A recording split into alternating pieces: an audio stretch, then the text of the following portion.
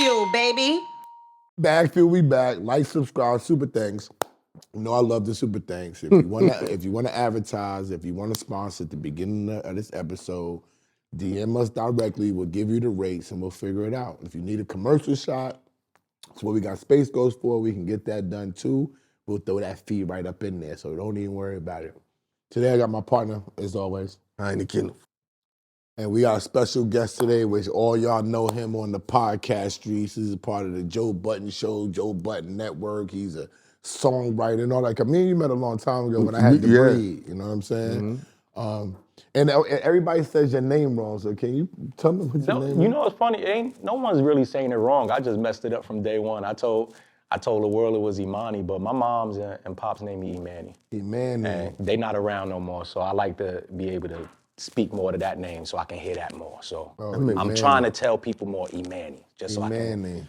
Emanny sounds more R&B. That's all it was. Yeah, it only took one girl to say it, and I was like, well, that sound fly. I'm taking that. I'm mad at that. That's all it was. But people don't really understand how good you are at singing, because my first introduction to you was the song that you had with Tsu Surf and Styles P. And you know, Surf had me host 2 of his events for that project, and I remembered, I forgot what clothing brand it was when he did the release. Yeah. And y'all did the performance. I said, this shit is fire, B.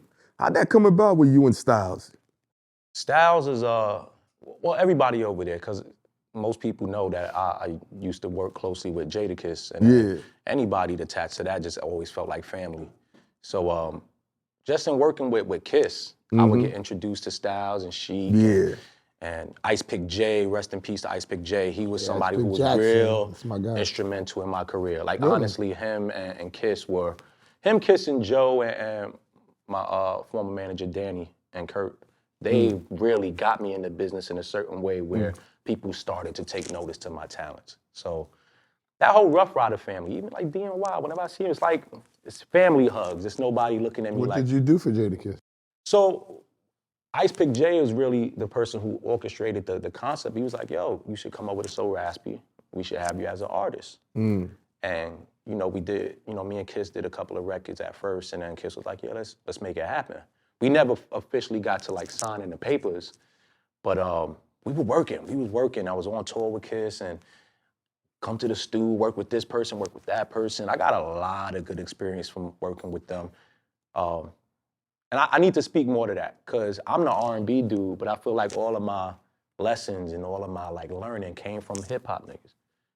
Like hip-hop grew me to understand this business. And that might have been what stifled me in a way, because I never connected with R&B niggas like that, or R&B producers, or just that realm of being what a real R&B artist is supposed to look like. I just always felt like I was a rapper who can just sing, just hang with a bunch of rap niggas. But I mean, it didn't turn out to be a bad thing, because going on the path that you're going on, you know what I'm saying? Even when I met you a long time ago, you was doing work with Joe Budden, writing the hooks. When he was doing his independent albums, I think it was, and stuff like that. I met Joe around Mood Music 3, and salutes to Crystal Isaac. She was managing me at the time as well, and she started managing Joe, and it was her concept. Yo, you should got this young kid, he can sing. I know Crystal used to manage you. That's crazy. This is a small world. Hey, is it the same Crystal that used to do radio or something? Yeah, Def Jam. Okay. Yeah, like, I know yo, I've been around the block. Like, that's the funny thing. I've never had a chance to really say. I haven't heard somebody mention Crystal's name in a long time. Because Crystal was a staple with that shit. When I met Crystal on the humbug. You know what I'm saying? The first time I ever heard my song on the radio was due to Crystal. And salutes, I think DJ Envy was the first person that ever played my joint on the radio. Like, certain people always just been there supporting. And the one thing I respect about Crystal is Crystal put me in that circle of linking with Joe. And even after no longer managing me, still pushed like, yo, you guys gotta work together. Like, Joe would always call, yo, come to the stew, get on a hook, write a joint, boom, boom. And then we just formed our relationship like that. But I've just always been able to just meet that one person that connects me to the next person, that helps me get to the next point in my career, no matter what it looked like, whether it be podcasting, whether it be writing songs, whether it be, like even when I first met you, I pulled up on I don't know what I was pulling up for, to be honest. Like I just I know don't remember neither. I just remember the Breed was the ones who benefited from it. Mm-hmm. And you took their track. They were doing something for Joe. Joe paid them and everything. Nah, the funny thing is, I believe what's Sha Money. Sha Money told me to come up there. Sha Money was co-managing them with me. So I came up there and I'm in my brain, I'm like, am I here to sing? Am I here to write? He's like, yo, got some joints, write some joints. I'm like, all right, cool. And I remember that day, I wasn't really in the mood. Like I wasn't in the mood to really be nowhere. Like the one thing I never liked is being put in situations and not know what's going on, but I also understood in the industry sometime that was the test. Yeah. So I just like, fuck it, I'm here writing, but I built a good rapport with the Breed. Yeah. And then one day we at the studio, and I'm like, yo, Joe, I met these dope producers. Like, we should pull up, like have them pull up. And they came through, they produced, I think it's OLS4. I can't remember, so I can't remember what it was. But it was fire though. So like even in that, like it's just rapport. Because when Surf, you know, me and Surf were like always like connected. I've lost touch because of all the incarceration. And he was just like, you gotta hear this joint. And I was like, what the fuck is this? Who is this dude singing? It's like, my man E. I was like, nah, you gotta go. And then seeing y'all do it live. Speaking of which, I don't know what your dynamic is with Surf, but it fucked with me when that whole snitching shit was going around. And I'm like, are you dead ass? I spoke on it on the pod, and I don't really want to get into no names of nothing, whatever, but first off, Free Surf, and he's coming out. He's in coming 2 home weeks. soon, so a couple weeks. I'm probably loyal sometimes at moments where I should just shut up. Because certain topics aren't topics that I need to talk on. But when I feel like my friends aren't able to say something for themselves, you gotta speak for them. You gotta speak for them. And then sometimes you might not have to speak for them, because sometimes maybe what I'm saying doesn't even represent what they want to be said for themselves. But Surf is to me one of the most solid niggas I've met. Yeah. Like, when we first met, we met through Joe, and he's pulling up, coming to the crib, and we working and we talking. And I always remember this one time we had like an argument, like a big argument, like I thought we was about to scrap argument. But Surf, even in the back and forth, he just had a calm, like, you know what, my nigga, I rock with you too much. Why are we even arguing about this? He had to say that. He like, and he younger than me, but he showed a certain level of. Since he was a teenager, he's been like, he's grown.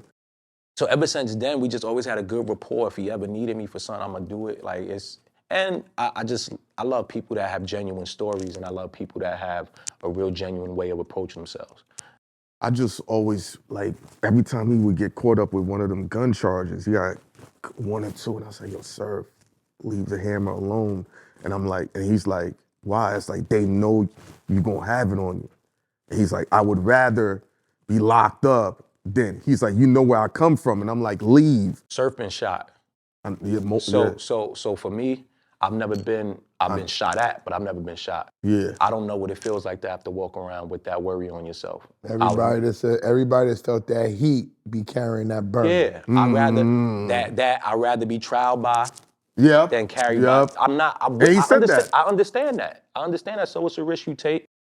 Luckily enough for him, he's so dynamic and he's so gravitating that he can go away for a cool little 2, 3, whatever, and come back and be ready to get back started.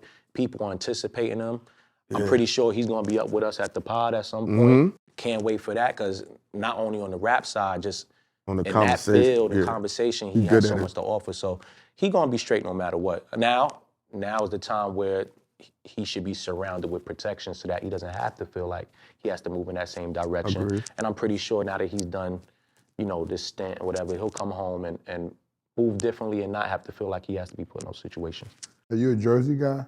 I'm from the Bronx. Oh, you from the Bronx? Born and raised. Everybody think I'm from Jersey because you be with a lot of Jersey people. But born and raised in the Bronx. I grew up after being out of high school. What part of the Bronx?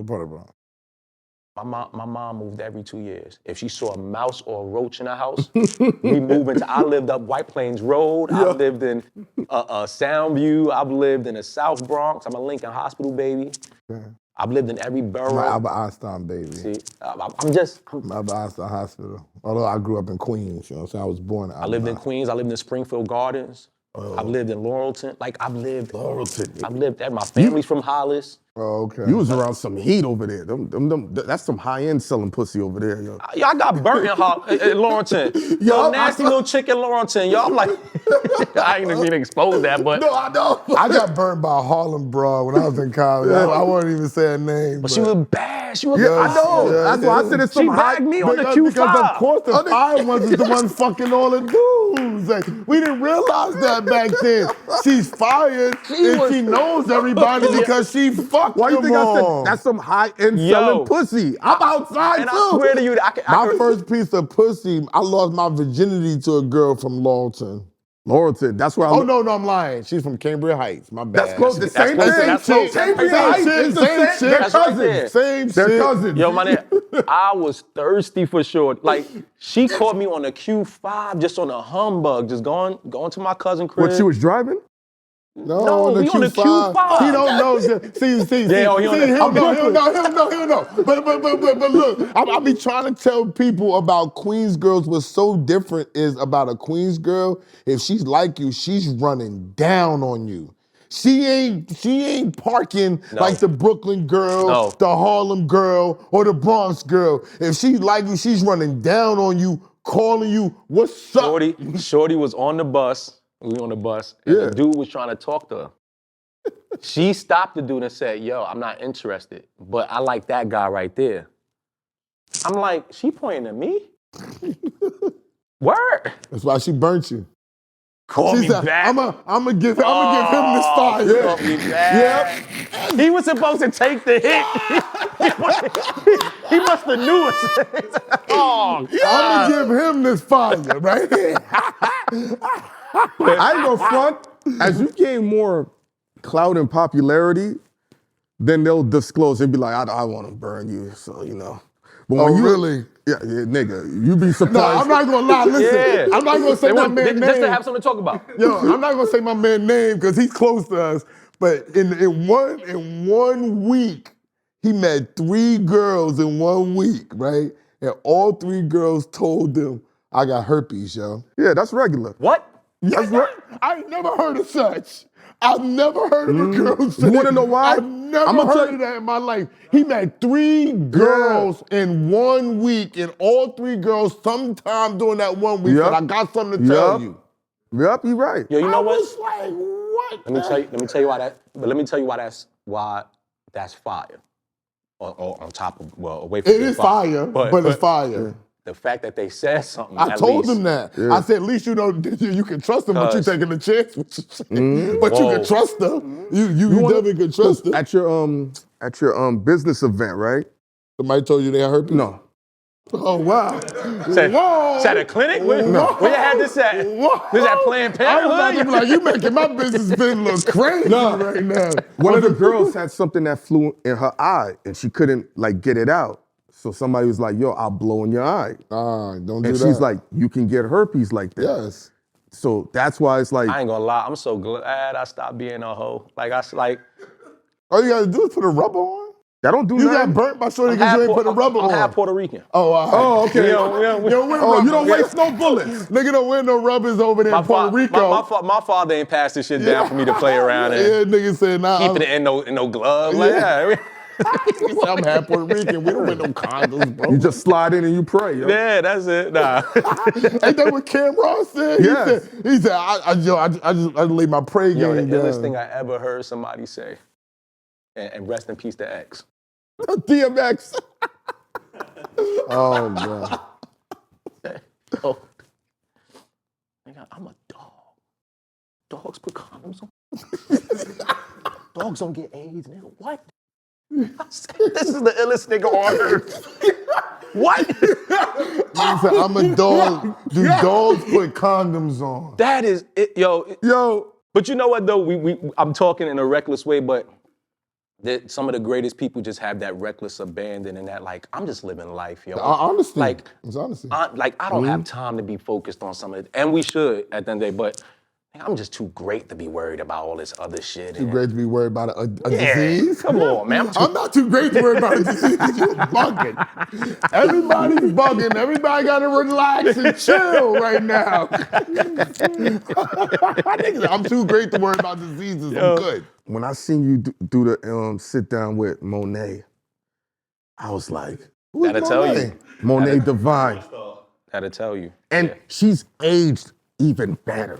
Yeah, she fire. She's still fire. Oh, you met her before, you just didn't remember. Bro, did? Yeah. You had to leave the event early. Yeah, Monet and I don't. That's good work. I always leave early. What's funny is I don't typically call her Monet. Like we have. Oh, you I just used to smash.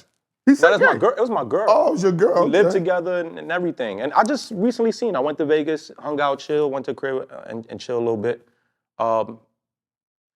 Monet is a really good person. You could tell by like, nah, for real. I agree with him. It's only funny because him and Ghost laughed at the same time because I know where their brain going.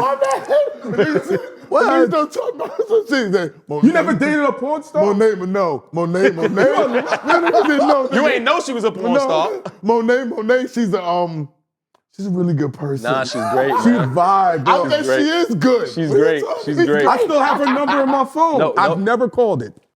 Well, you wasted a number. Yeah, I did. You definitely If wasted she a number. gave me her number, I would have called that motherfucker, even if he's sitting here right What's it now. I like would have dating a called girl him. that's in that world? Because sometimes, not from the man's perspective, but the girl wonders, is this nigga really gonna wife me? Is he really ready to deal with the pressure? Because one of my boys was telling me one of the porno chicks had a meltdown because she realized he wasn't gonna wife her or claim her publicly. Yeah, I'll be honest, at that point, I wasn't thinking about wifing. I was just having got you. fun.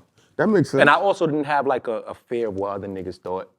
I didn't walk around feeling like, oh, yeah, I'm fucking with her. I'm fucking a porn star. Yeah, and a Respect. couple other Rocking. chicks. And I'm rocking. We Yeah, I'm rocking. menaging. I'm rocking. I'm in the life. I call it being, you I'm gotta be in the life. I'm in the life You at gotta that be in the point. life. I'm watching her fuck. That's it. She's watching me fuck. Yeah. We menaging. I'm 24, I'm 25. Yeah. Oh, what's up? I'm enjoying life. Yeah. And I'm a new artist at this point. I ain't even put a Why project niggas out at this like- Yo, why niggas, when I talk like this, niggas act like I never did. I never watched nobody fuck before. I'm like, what are you talking Because- about? I never ran a trainer. I'm not gonna be in the same room with, what are you You know what talking it is? about? You know what it Niggas is? Fucking. That's because some niggas is just too cool for school. All right. A lot of niggas is just behind closed doors. They really wish they can be the person that they really envision themselves I got as. you. Once I got to a point where I was willing to accept some things that I like and enjoy, Everybody- niggas ain't gonna I might be understand. clown for. Like I've gotten used to being clown for a lot of shit that I still Like enjoy what? and Like embrace. what? Like what? Niggas look at me funny because if I got a chick, right? If I fuck with her like that, and she wanna fuck, I'm cool with that, and I could watch her fuck. And I'm chilling. Yeah, I mean, we in the life. So that's it. Right? All right, so we good. All right, so I'm not fucking. All right, cool. Man. But You know what I'm saying? Because when I be doing that shit, niggas be looking like, yo, bro, like, oh, yo, listen, when I was married, no, I'm not on that type of time. She wasn't that type of girl. I embrace my weird shit. I embrace my corny. I embrace all that shit. Whatever makes me me. You know, niggas. My thing is, everyone says I'm sensitive. Guess what? Yeah, I am sensitive. I know that. I embrace it. But Is you it like respect- skin. We can I know, ask. like, what? Is Come on. it, no, let's it can't be sensitive. Is it respect for who you are as a man and the quality both. of your character? What are they both. saying is sensitive? Because sometimes people, niggas some let you people got accept fucked up disrespect, definitions for shit. There's the side of it where it's just fucked up definitions, and then there's the side of it where I can also step outside of myself and know I'm really emotional. sensitive about some shit Okay. that I really don't have to be sensitive about. I see what you mean. Like, it's just me. It's me. And it's not something I want to work on. It's something that, That's just me. it's me. Because when you was on Flip's joint and you know you did what you did, everybody's like, why they eat bug out? And I said, you don't understand what it is to suppress rage. You know what? That was me like, that's a spirit. We in all me. know you suppress So, rage, bro. I'm now officially off probation. So I can say Okay. my anger management and the things I had to go through taught me that was a bugged out moment. Okay. But there was some other things that was going on like that. First off, that day, my cousin Jungle had died, and they were holding a vigil for him in Boston Secor, and I wanted to be there. And it was that decision of, do I go ahead and just cancel on my man, or do I go ahead and go to the memorial thing, right? And I'm gonna be honest with you, I decided to go and work because for someone who's lost a lot in recent times, I'm not processing The death and everything the way that everyone else does. It takes time. It takes time for me, so I need to work through things. I just came from a funeral the other day. My manager died. Not just my manager, someone that's my brother, like somebody that pulled me out of the depths had passed. So past years, I've just been dealing with death. Accumulation. So I go in there with that on my mind. It's something that probably I didn't really understand what was going to be taking place, but I'm going there to support my man, no matter what. I don't care. And salutes to homie Swung On, but he was just doing too much. And I haven't reached that point where I can control myself once I black out. And my blackout is I don't care who's a part of the situation, what's happening, what it could affect after, and that's something that I needed to work on. You believe in collateral damage? Yeah. Yes. Yeah. So I think he was just attached to that moment. I think that moment was eventually going to happen at some point. Gotcha. It just happened with him. But the probation helped. It put me through anger management. I'm now a little better at how I process my anger and how I approach situations. I'm in a space now where I'll just block things and I'll just remove myself before I have to feel like I got to go back and forth. Before, the back and forth was automatic with anybody. I don't care. And that's not a tough guy thing. That's an emotional thing. And that's not being emotionally intelligent. And as someone who likes to pride himself off of being emotionally intelligent, I can't be that way in one aspect of my life. And then now when it comes to back and forth with men, I feel like my instant gratification is to try to swing on me. And that's what that situation was. No, I got you. Even like when homie was up here, when y'all had Saigon. And even when he came up here, he spoke and he had mentioned me, right? He mentioned him? Yeah, he said he'll like beat me up or something. Like, yeah, like he can't beat up Joe, so I'll beat you up or something. Just a trickle down effect, right? And when I first saw it, I wanted to message him. That's my first emotional instinct, sensitive instinct. Yo, what's that about? But I'm like, wow, I don't even know this man. I have no real issue with this man, and this could all be just for this. Cool. If comes a time where I see the person and there's a conversation, and that's one thing, but I don't feel the desire no longer to have to prove myself to other men as far as don't disrespect me. I think what be happening now, especially on these cameras, we're processing shit in real time because we were supposed to been do that Saigon interview and it kept canceling. And then when we finally do it, it's literally around that time. The next day. The day after Joe said something about him. So we're like, so it looked like we set it up, and then it looked like he's processing what Joe is saying. And if you see Esso's like, do you think Joe is trying to help you? Like, and then it spun into something else, and we're like, whoa. It's weird because anytime I've ever, and I don't want to speak for Joe or nobody else. No, from my perception of whenever I've heard Joe of recent speak of Saigon, it's been with respect. Yeah. Of just referencing back to what they But had. it was something that was right before then. He said he ended. It was something he said, fucking around. He was just fucking around. But at this point, we watched Joe enough to know that Joe is adding extras on it for the sake of this. He understands and if you have entertainment. enough rapport or you have enough understanding or experience in watching him, you know that that's not nothing. But that can't, but I'm going to say, and I probably shouldn't say this on camera, but that can't be totally the case with Joe, that it's the camera, because if that was the case, he wouldn't have been so upset that when he saw me, like, I'm never doing your show again, because I'd be like, what are you talking about? We're not saying for you to speak on that. I'm not saying for you to answer. I'm just saying from the other end of it, because I'm sitting up there saying, in my mind, yo, bro, this dude was supposed to do my show well before you dissed him, right? And he was coming on, but I got shit with my mother, and everybody got shit just going on, so we couldn't get that in. And everybody knows that that's documented, so we couldn't get it in. So when we finally said, for example, yo, we're gonna do it on Wednesday, the week prior, say Monday, and this Saigon calls me and says, did he know that I was coming on the show? Because why would he fucking, like, shit on me? So niggas is looking, so what niggas don't understand is, on some real shit, niggas is looking at me and him.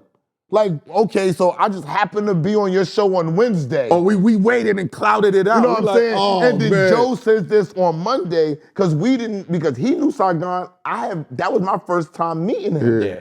Okay, so when I'm explaining to him, like, yo, when I'm talking to him on the telephone before I even met him, I say, yo, bro, I don't know.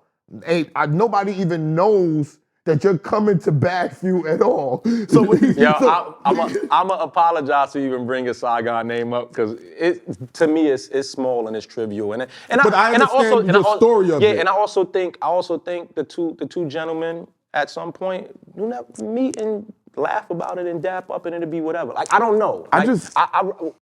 I'm learning. You think it's that? I don't think it's really serious. I don't think it's that serious. I underestimate things, but I don't think it's that serious. But you know why? I don't have kids, right? So when Saigon's talking about his kid, I'm like, yo, chill, let it go. When all that gets into the point of that, I remove myself from that. Yeah. I'm just always baffled to why's my name being brought up? I ain't got nothing to do with shit. But you want to know why your name's brought up? Even before that incident, I already knew you was with the shits.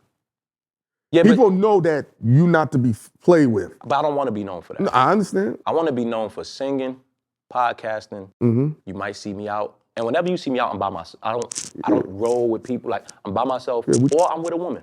That's a fact. Please leave me alone when I'm with like, I don't want no problem. Like, I want to enjoy my time. Yeah, I want to exactly. be. I want to be beefing with nobody when I'm with Shorty. Yeah, I'm not on that. And I'm not the person, like, if I have a beef with you, I'm not calling up my homies, be like, yo, I'm not even calling those people to get in trouble over some trivial shit. That's a fact. I'm not doing that.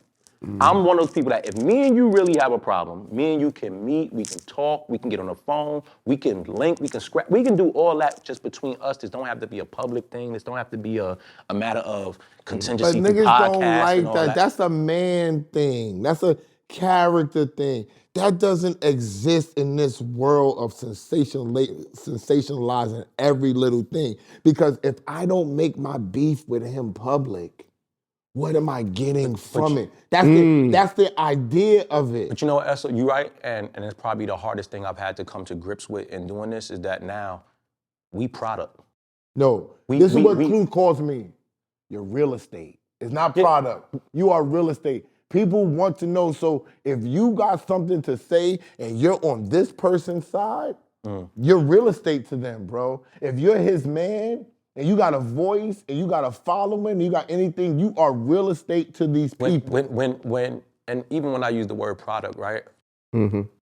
The word product for me is I've had conversations with people I've known for 10 years and then people I've known for 10 days, 10 months. And they literally sometimes forget that I am a human being experiencing some of the things I'm experiencing. All they look at me as this point is someone that is on a podcast and is talking. Yeah. And I'm now here to be judged, to be ridiculed, and whatever. And if I even feel an emotion about it, I'm wrong because you put yourself in this position. It's like, okay, cool. And now I have to come to grips with that's a part of this gig.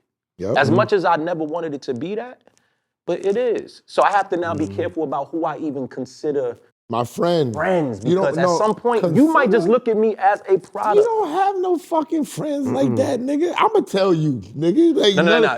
Ain't nobody, I have a very small, you don't have no friends like that. Which means you don't have a lot of them that you can look in their face. And if you had a lot, it would be fake. Nobody has a lot of real friends, my dude. Yes. You got acquaintances. Yeah. You got friends of friends. People that want to leech off of you. Niggas just cool dudes. They not really no problem. They just cool niggas doing what they doing, but they not your friends. I'm also getting leery about the people who everybody like. Yeah, me too. So hold on. So like everybody like you? There's nothing about you that nobody like Nick, this my brain tells me there's something wrong with that. It is. No, everybody's your friend. Yes. That means you're a politician. I don't fuck with it. That's what that means. So I just like human experience, whether you're right, whether you're wrong. I just like to know that the person I'm dealing with on a genuine level. I don't like feeling like I'm forcing conversation or I'm forcing relationship with people. And the more I get into this shit, I'm seeing that a lot of what I thought were genuine relationships really ain't. And because I'm sensitive. But you're just realizing this? Yeah, because I find that hard to believe, because my brother. I was sheltered in a way. I was sheltered in the sense that everybody I did business with before this was my friend. was friends. I didn't network. I didn't go to other producers and I networked. I didn't network like that. Like I knew people from being out and through, but I never exchanged numbers. I didn't do that. Like I did not, and I didn't want to. So how'd you keep making your money if you didn't do that? Just off the people that were just your friends, and just off that mini community that you had? No, the fact of the matter is when I was making money, it was because I had that foundation, and then there was a certain point where nigga, I wasn't making money. Like a lot of people don't talk to that level of strain when you get into the industry. When I left New York and I moved to LA, my first 2 years in LA, I was broke. Struggling. No, I ain't struggling. Bro. Not making nothing. When I talk about every month, I'm waiting for an Empire check to come through, or I'm waiting for ASCAP, and you know what that is. That ain't like bad. Nigga, I went start driving Uber. Nigga, I'm in an Uber. Nigga get in like, yo, you saying? I'm like, oh shit. That's real. Like, I went through that. Then it's like, all right, what you gonna do? You go do whatever else you figure you gotta do to make things happen. To stay afloat. And then when I moved back to New York, it was a blessing because when I moved back, everyone's impression was, nigga, you left and got things rocking. Cause I was broke and got Grammy nominated. I was broke and was on the record with Kiss and Rick Ross and produced and co-wrote in it. Like I had all that going on. It's just ill to like. But broke. Yeah. So now when I come back to New York, everybody thinking I'm coming back to New York off this. Hey nigga, you pop. And I'm like, I wish you niggas knew because it's bad. But you can't say nothing. And I ain't say shit. And I just walked. And sometimes being missing for a certain amount of time will make people be like, yo, I want to get back and tapped in with you. Like, what you doing? And that's exactly what happened. Came back to New York and the love was still there. People still knew that I was creative. I never had a moment where a rapper or anybody came up to me and had to question the quality of music I was gonna give them, whether it would be a beat or a hook or whatever. And that was also the perception that people didn't know. People just thought I would just get on a record and just sing the hook. No, I'm writing, I'm producing, I'm giving you the record. Yeah. Anytime that I did a record with Kiss or Joe, I didn't get the record fed to me. I'm creating the hook. I'm a arranger. Like, nigga, I'm a classically trained singer. Like, I've been touring since 13 years old. I don't talk about this enough. I don't go ahead and maybe I should. People are in shock. They like, he can really, people don't know that you can sing and Joe can rap. They be like, no, people don't know, and I'm moving into, now that I have my own platform, I need to just maybe poke my chest out. I can sing. Like, a lot of you niggas cannot fuck with me. And not just singing, just on the stage. When I talk about just being on a stage and being able to deliver quality performance, also sound good, and also deliver quality music, it's not a lot of people that can fuck with me. Now, business-wise, there's a lot of people that done lapped me because I didn't know the business and I didn't do the business the right way. But when it comes to the actual talent part, it ain't a lot of niggas that can really fuck with me. I can say that confidently. Some of your favorite niggas, I know for sure if you put us on the stage, you strip down all this other bullshit that come attached to them, they can't fuck with me. If you pull the mic back and you ask a nigga to sing without that motherfucking reverb or something, I'm trashing you. The reverb. But it means nothing if you don't have all the other things together. Yes. And that's what happened with me. So now when you get to that moment where you're broke and you're trying to figure it out, what do? I had to figure it out. And moving back home was one of the greatest things because it led me in this direction of, I don't give a fuck what nobody say about Joe. That nigga has held me down in moments where he didn't even know he was holding me down. I've never said that. He didn't know what was going on with me at the time because I'm just pulling up and I'm driving the car and I'm not asking nobody for money. I got clothes, I can spend money, but he don't know what I'm having to go through just to get to that comfortable. Money. Yeah. What was the conversation like when Joe brought you on the pod? It's funny because it wasn't even really a conversation. I used to go ahead and, music wasn't doing too good. So during the day, I would go drive around and do my nonsense 1-2s, whatever. And in the midst of me doing my 1-2s, my drive back home was driving to the pod. Okay. So I would just stop by the pod just to chill, like my people's up there. So I'll stop there, rest for a minute, and then go back home. And then after a while, some of the stuff that we were talking about, he would refer to me on the side, like, man, Eman. And at a certain point, he was like, yo, come sit down and talk. And then one day he was just like, yo, you want to do the pod? And I was like, yeah, man, I'd rather do that than Do what all the other nonsense. So, and it worked. It worked. And it's great to be in another situation where I get to once again work with my friends. And that's how I've always been. Like in this industry, luckily enough for me, I've always been able to travel along the industry with my friends. And even when we're no longer working together, the friendship is still there. The rapport is still there. I can still call up all of the old people I used to work with before and get the same energy from them today that I had from them 10 years ago. So when you start working with them, like, because when most people start working with people, like if you're going on the road with Jada and then for some reason you stop going on the road with Jada and you want to pivot and go do this, usually it'd be some type of little bullshit when I'm not gonna say the breakup starts, but when I don't see you on a daily basis. How have you learned to maintain that, or how did you maintain those, still keeping those relationships tight, but not being with them daily? I definitely made some mistakes because there were moments where niggas were like, man, fuck that light-skinned nigga, man. But I think sometimes time too, I think also taking acknowledgement of some of the faults. Like I made a lot of bad decisions. Okay. And in the past, not just career-wise, but also in communicating with people that I really rocked with. Even with Kiss. I say it every time. Like I want to sit and talk with Kiss. And I don't think he needs it. I don't even think he looks at it that way, but I felt like how I removed myself from that situation wasn't really. That's why. It wasn't really no man back. It wasn't no man shit. Like how I did it. Was it frustration that put you? Because sometimes a person be like, "Why isn't this not going the way I need to?" And I'm around these people. No, I don't even think it was frustration. I just think I felt like I had reached my ceiling as far as what they were willing to do or what I was gonna be able to provide for them. And then it wasn't even so much Kiss, because a lot of the conversation was with Ice Pick and my old managers, and it just seemed like they were representing what he wanted. But I didn't even have enough man in me to say, let me go talk to him and see if that's really what he wants. Because at the end of the day, this is him. This is his name. It's his company. So that's a mistake that I made at a certain point. But even after that, he still sees me, show love. He put me on other songs after that. And like, so that would probably be the only person that I feel I owe like a real conversation to, or at least, I won't say an apology, but yo, man to man. Explanation. Man to man, that wasn't solid. Just clear the air. Yeah. But other than the fact that you're willing to do that, most in our culture, people don't even want to admit that they need to do that. Yeah. So that's a different level of growth and understanding. Yeah. But everybody else, we just needed some time and, a little space, and then you see each other again. It's like, man, I ain't gonna lie, I don't care about the bit. I love you, bro. Like I could see you do this. If you didn't do this, I would still hang with you and talk with you the same way. I just build genuine love with people.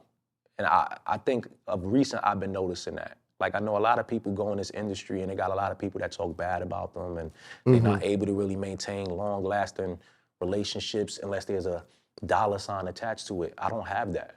Like everybody that rock with me because they rock with me. And if you don't, cool, you go there. Yeah. So having the podcast, and first time I ever said, having the podcast was a saving grace to me not having to do the things that I didn't really want to do just to stay afloat.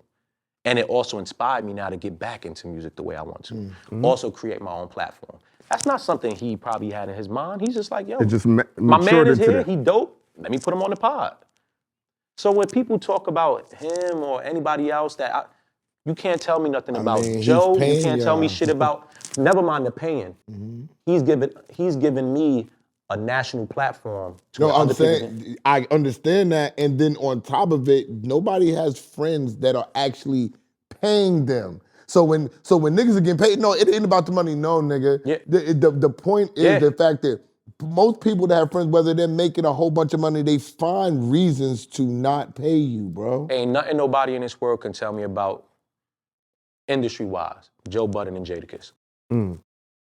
I've had, when I wanted to throw my mom's a I think it was a 50th birthday party or something, and I was 500 short. Guess who I called? Kiss, and he sent it over. When I needed my pops pass, and I needed somewhere to just stay, and who was there? Joe. Yo, come with me to these counseling joints. Just come sit and just talk. And it's nothing. Y'all can say whatever you want. It's beyond the show. It's beyond the show. It's beyond the money that they've been able to put me in front of. It's beyond the experience. It's a level of some of the things that they did, they didn't even know that it was having the effect that it had in my life. So I'm honorable in that sense. And let's just say there's a day where I'm no longer working with anybody. That will always stand out to me more than anything else. And that's like how the three of us like have been able to work together. Like it's just how we've really held on to each other and latched on. These are the only, in the industry when they say when I get on, I'll come back for you. In my 20 years, it's only been two niggas, him and him. When I was trying to set up the interview with Clue, he's like, yo, I'll try to make it happen. He called me 9 months later and said, I didn't forget about you. He came back. Same thing with Space Ghost. When everything was going against us, he's like, I'm gonna come back for y'all. And I'm like, so to that story, that's what makes greatness, that connectivity. And it feels good, like even now when I see Kiss and Kiss is always Joe, Kiss. Yeah. But when Fat Joe, we mean. When I see Kiss and Fat Joe, and that's not something that I thought would, but I'm so happy that he is the voice, that he's in this space, because that's someone that we need to hear more on that lens. Joe, the same thing. Like I remember all the struggles that niggas had to go through just to get to this point, especially Joe. I remember it. I was there for a lot of it. To where people probably didn't want to take his word for some of the things that he was a visionary on. A lot of this shit that niggas are doing now, the streaming and all that, he was doing that. Ustream, Block TV. They don't remember that. Yeah. The relationship being in the forefront. That was him in the beginning. Boxton. Everything. The forums. Everything. So I love to see the people that were pioneers and the people that I've been attached to finally get their flowers in whatever way, whether it be respect, whether it be gratification, and money, nigga, overcharge for what they did to the it's old, and there's a spirit that I have at this moment that I'm old, a little bit of that too, nigga. I'm coming for what I put some work down in this shit. I'm owed a couple dollars too. That's how I feel too. How I dealt with a lot of death in my life too. I had people dying since I was 10. One time, a year and 14 months, I had 5 family members die. My sister, my brother-in-law, my godmother, my aunt, my cousin. I've been dealing with this for a long time, and you mentioned that you experienced it as well. How do you deal with it on an ongoing basis? My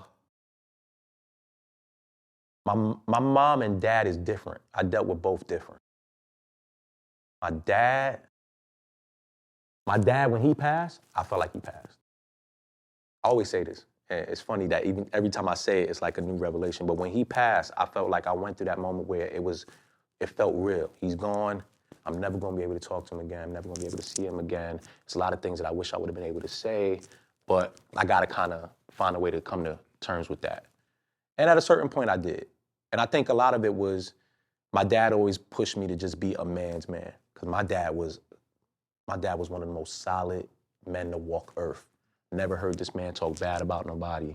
He took ownership of the things he did. Like, he was a man's man. And when I stood outside of myself, I used to be like, damn, I ain't really replicating. I don't feel like I'm replicating my dad's energy. I gotta change a lot of things about myself. Like, I'm carrying his last name. I'm attached to his brand. So there's no way in the world I can be walking the street wanting to be attached to that name and do it justice and not be moving around on man shit. So starting that process was my way of healing within his loss. My mom is different. My mom still feel like she around. Like, it's weird.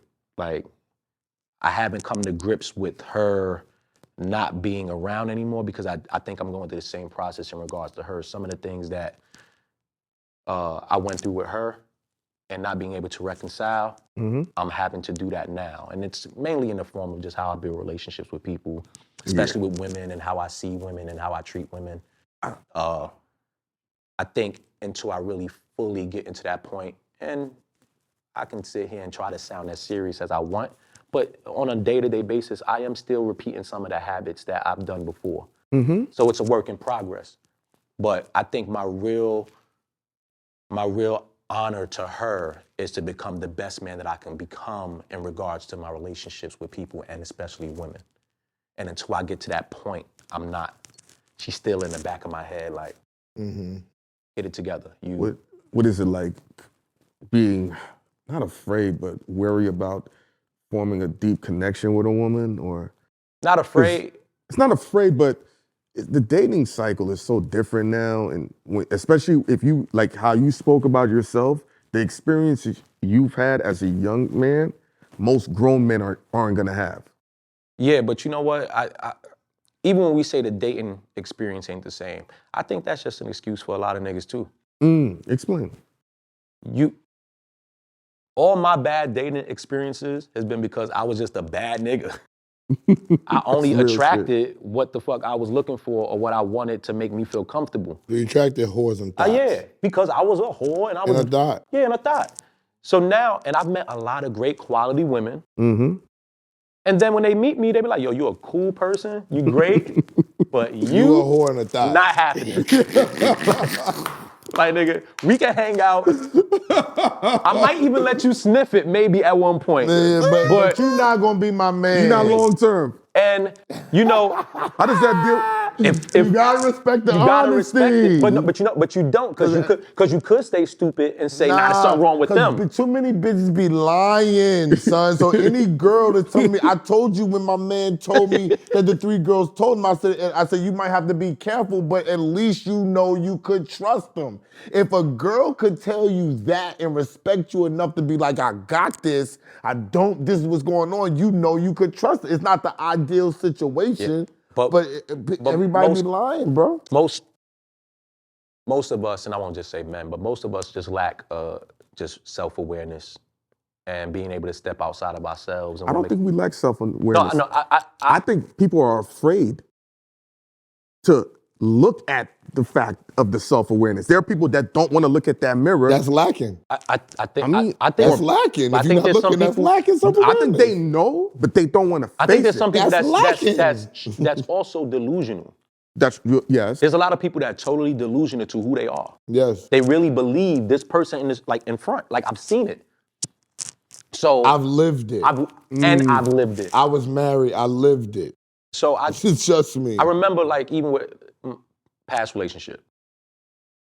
And I had to come to grips with, I used to blame her a lot for why I was doing certain shit.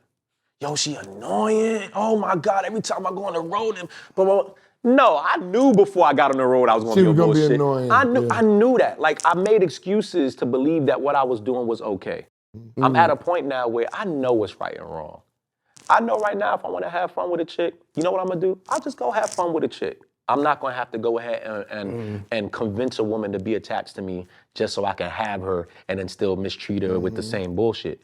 But there's a next level for me I wanna get to where I don't feel the need to have to even entertain some of the bullshit. And it's not so much of like a, yo. Sometimes it's just fun. But when you get tired. But look, I never had that problem to be doing that. I'm brutally honest up front about everything. When I met the woman that I married, when I meet a girl, when I meet a thought, like these niggas know. I tell you to your face, you. Oh nah, not me. I was. See me. I was king gaslight. I was. Me too. I was king swindler. Like I'm not a swindler. And then I'm a singer. I'm not a swindler, so it's easy for you. That's part of your shit, nigga. This is my other identity. I'm Emanny right now. Yeah. I'm not Emanny today. And today, meeting a woman, I want to introduce them to Emanny and not Emanny.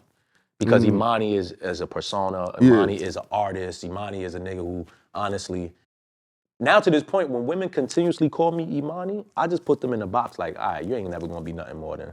Yeah, because you're not listening. You're not listening to what I'm telling you. That's not my name. My mother called me Emanny. Emanny. So in my household, when my lady talk to me, I want her to say Emanny. You can't respect that or it click, Yeah, we know where this is gonna go. Yeah. And she don't care. That's the easier way. Because if you meet any freaking female, the first thing that she want to know is that your stage name, but what's your real name? Yeah. Because she doesn't want to call me by my stage name. She wants to say Randy. Listen, No, they just want to feel like they got one up. Exactly. But that goes to what he's saying. Is like, if you can't even pay attention to me saying that this is my name, call me that, because they want to call you by the name that nobody knows. It's only black girls that do that. Oh, nah. Yeah, he got a stigma because he don't even like his name. So he don't even. Oh, you're right. No, it's not that. I know shit. Because white girls never do it. Never do what?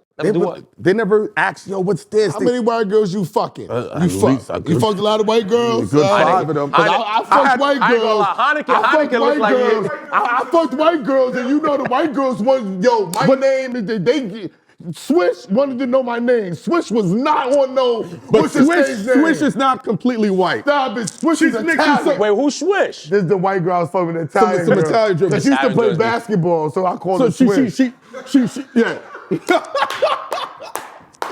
Like she enjoys niggas, you know? Yo, no. Like she's hip hop. I'm not gonna say her real name, but I called her Swish. Like, let me show you something. If she brought you home, family was cool? She was trying, yeah. She was the one that was with the shit. Because I dated an Italian girl. It was me. Oh, okay. It was me. It wasn't her. It was me. She was popping out to the club. Okay. She like, yo, we having something over here. You not coming, huh? Coming. And she wasn't regular town. She's from Staten Island, if you know what that means. Mob ties. Oh, nah, the young lady, she's Bensonhurst. Yo, That's same thing? Same thing. Right They there. just Right there, Arizona, right there. It was the same type of situation, but she was with the shit. She was wanting to have a baby. I'm like, you too young for me. She like, well, my girlfriend had a baby and she's 33 and her dude's 66. And I'm like, yo, bro, I'm Doing dead serious. I was like, nah, well. But because what's the last girl that did the FBI shit on us? I remember it. FBI shit. So Yo, this I one gave girl, the she was bitch- trying to get info Gave on her us. my number and Y'all she got called me some back. shit going on. I gave her my number and she called me back with my real name. Yeah. Wait, hold on. Y'all niggas travel together? How often do y'all travel together? We going to California tomorrow. All right, so We going to California tomorrow. I travel alone sometimes. I like to travel alone. I but- travel alone sometimes. But recently, so the person I'm building my platform with, salute my man Joe F. Yeah. We recently traveled to Chicago. Okay. That's my first time traveling with homie. Okay. What And was you it learn like? a lot. You learn a lot All about about your people people, with travel. and you gotta travel. with Yes. them. Yep. So I move a certain way. Me too. And he don't move bad, but it's not the way that I move. Yeah, we move differently. So I was in ways. we move differently too. In ways, I was trying to tell him like, hey, yo, listen, you don't have to feel like you gotta move in this way. Got you. You can go Do your thing. if you want, Yeah. because I'm on this. I'm on a different type of time. And if this right here could go ahead and be a little bit too much for you, I understand. Oh, no, 'cause no, I don't- Bro. I don't want the business to No, get no, affected. bro. We have that understanding. This is only the second time we're staying in the same hotel together. Oh, that's nasty. Cause we travel. Yes. Cause we travel, but he be over there and I be over here. And you know you, what I'm saying? and you of the life. So. I'm with the shit. So you, I'm with this shit But E, all day. But E, when he's with, there was a time he would be with the shits and we wouldn't see him. Yeah. They be like, yo, I said, don't bother him. nah, that's what you're supposed to do. Yeah. I know what you're wanna saying. Disappear. Yeah. Call me, we in Atlanta and I'm on some. Just tell me what time we gotta be there and don't fuck my shit up because I got shorty literally sitting in the car, son. Like, you're waiting, want to film for an hour, just sit downstairs. I tell niggas right now, yo, if you call me back to back to back to back and I don't answer, You know it. go ahead. Leave me. I'll figure it out. Leave me. I'm fine. Obviously, whatever I'm caught up in right now, Yeah, I'll be fine. I don't give a fuck what y'all gotta talk about. I'm cool. I'm caught up in my own world. And that's very rare that I get into that mode. But niggas don't, in that respect, niggas don't get in each other's way with that. Nah, Like, I'm on. We on timing, but we travel together, but we rarely stay. And it's only the second time when we went to the Fountain Blue, we stayed together, but I was in this other shit. Yo, And he was in a whole other shit. nigga, he was in the I was in the Sorrento. I had my own. Nigga, he had 3 bathrooms, My bro. shit Let me was tell you dumb, something. nigga. I went out to Cali last week for the AVNs. Oh, come on. We got to talk about that. And I'm so glad I went by myself. Oh, yeah. You should have took him, because that's his shit. He would have went crazy. I know. But see, He would have lost his ever-loving mind. but this is my thing though. He don't know how to operate. I don't know how he operate within that space, because to me, I still operate different in that space. Mm-hmm. Like, I'm not. Well, Can I contain myself is what he's trying to understand. Well, I don't think he can. But for me, a lot of the people that I see there, I actually have like. I ran down on them. You ran down on them. I not just ran down, but we have a rapport. Like, no, we I got cool. rapport with most You of ran them. down and you still talk to him. Mad cool, chill. No, that's easy. I still got that. Come on, man, spit it out. But I know for me. Most niggas get intimidated by that and they act weird. They malfunction. There we go. Then they start panicking. There was this R&B nigga. I don't want to say his name. That's his name. No. Kind of want to know, but I'm going to tell you. It's cool. And he thought he did something. And the girl was like, it wasn't all that. Because she's just of the life, so she could talk regular to us. And the nigga, he couldn't take it. He couldn't recover. His next few songs was bad. The label didn't want to advance him some money. He was like, it's a different. What Emanny's saying is real nigga shit. When you fucking with, I did fuck with a You gotta bring the thunder when you fucking bitches. I did fuck with one porn chick because she used to be with us, and I did go to one little porn, like orgy type of thing. It was like 20 broads, me and Rockwild did long time ago. Long. Why you trying to distance yourself? I think I know you talking about too. I'm just gonna have to say, and you had to come with the thunder with them porno bras. Yeah. Like, you're like, it's no. But you know what though? Stopping. Nah, I think for me Having is flashbacks. nah for me. Yeah, he is having flashbacks Yeah, a right little now. It's bit. good flashbacks. Oh, Like, not for me. That's Not a for real me. nigga right here. It was sensual in there when I was. you know what makes I had sensual experience with the porno chick. what makes the time better in those respects is you're talking to women who's used to being objectified and sexualized. Yeah, he all right day. about that. So when you walk in there, all sometimes you got to do is just have a good convo. And chill. And then you just go in there with some E and it's up, huh? What we doing? Fuck is you talking about, bitch? What we doing? Wait, hold on. What? But I don't want that. That ain't gonna do nothing for me. But, at this point. but even what you're saying, that's what allowed me to get my shit off. Because they'd be like, you don't act all weird and fannish. I was like, yo, bitch. It's only a vagina. And I'm gonna take it a step I don't further. even understand why niggas get flustered. It's a regular old pussy. It's like when you play basketball or you play on the court. what you about to I say? take it a step further, and this is the bullshit side of me or whatever, the cocky side. I think I'm that nigga, so you should be lucky fucking with me. Yeah. Like I'm I'm sorry. You come from the music business. Yeah, so it's when we yeah. jump into business, it comes with, you buy a car, you can put 5 girls in there. It comes with the grind, okay? It's just what it is. So if you can't get the corniest nigga in the music business is comfortable with bitches. Oh, listen, let me tell you, as an ex hobosexual, right? That's smart. I was the nigga. I knew how to get up in somebody's crib. I knew how to convince you that I'm supposed to be here. Like, you gonna take care of me. I was that person back in my 20s. Sure. I ain't spending no money. I'm living in your crib. Yeah, the bitches had the money. We was in the music business. In fact, where your car at? I can't even Yo, shake a nigga in. Where your car? Now, He talking light skin talk about where your car. Nah, he talking Delta nah. Force. That's not light skin talk. This is Navy SEALs, nigga. Because he dropped his light skin voice and said, where your car? And I'm dropping the car back off on E. You put gas in it. I'm not putting no gas. You must have fucked a lot of nurses. Yes. I'm outside. We gotta talk. Yeah. But I'm 42 today, so that's we're Happy far from birthday. that. I didn't, it's No, not today, but okay, today, right now. in today's times, I'm 42. So in my Young 20s, man. that's how I was getting a starving artist. Yeah, that's how you got Next it. to the next, yo, I'm not taking you to dinner. You taking me to dinner. I'm about to be signed. Like, it's stupid shit. You know what I'm saying? But you around women. This is what you was afforded in this business, even if you don't have it. Mm-hmm. We were around women that were making money. We don't understand women who don't make money At all. and especially back then. on You're it. talking about 20 years ago. they had the cards. They had the royalty account. Yo, bro, it was their pleasure to take you out. They were not like the boss bitches of this day. These are different boss bitches. Yeah. They were cool. No, they were cool. They were cool. They were coming and they knew how to dress. They were coming with the vagina. It was not no talking. If Tesla said they were coming with the vagina. It was. Like it's on the plate. It was on the slab. What are you talking about? It was on the slab, nigga. What are you talking about? That's how you got deals done. You can't come on, bro. I got my first publishing deal for my writers' big drawings, and I said it on Chanel's show because I was fucking the publisher.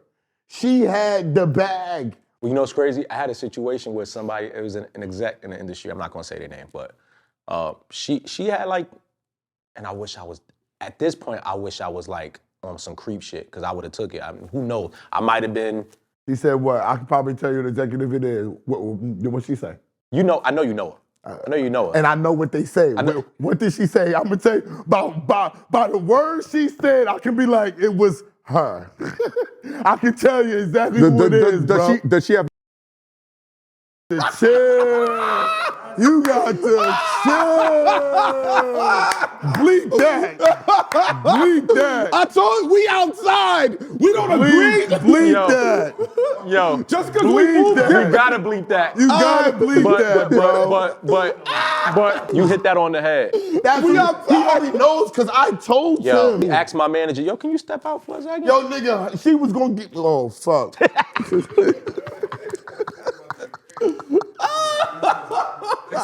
That's the game.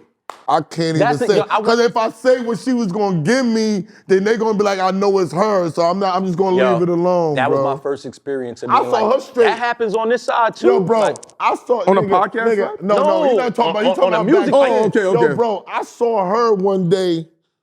The nigga that worked for her at the time, I can't even say because nobody's gonna know this. He works for her at the time, right? So he gave me a situation with them and all that type of shit. I had multiple situations, so they're not gonna know this one situation.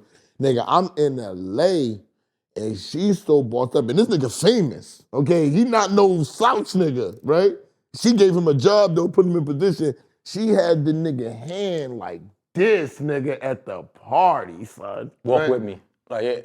While we're standing watching the show, my nigga. What are you talking about? Has his hand like this. He looking around, son, I'm crying standing back here, bro. I'm crying, laughing. I'm like, yo, bro, if this what it takes to be, see, niggas don't know what it takes to be number one to get them jobs. No. Yo, they don't know. They think only the women, I told niggas, the women ain't the only one that get taken advantage of. That publisher, you could basically say I was a whore and I sold my body for the deal. No. And then, you know what's funny? Recently, we were in another town.